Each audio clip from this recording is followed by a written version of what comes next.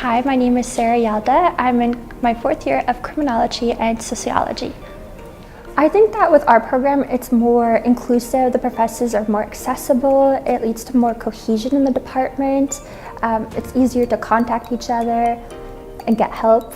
I picked the arts and humanities and social sciences mostly because social sciences make up every aspect of our life, so it's very useful to study them because they change over the years, so we should keep up with them.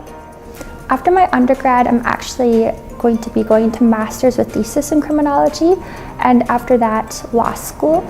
Undergrad has helped me prepare for it by exposing me to a lot of researching classes, as well as classes that help me develop my skills so that I could flourish in those environments.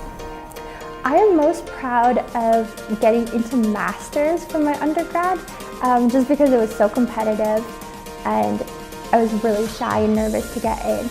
I actually was able to get a volunteer position with victim services through one of my classes in criminology that I still continue to this day. I was also able to get a student placement at the Windsor Residence for young men.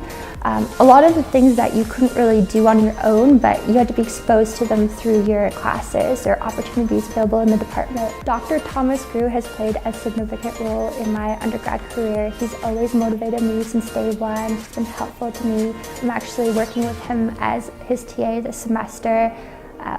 He's really helped me out a lot. I would suggest for high school students to really pay attention to everything.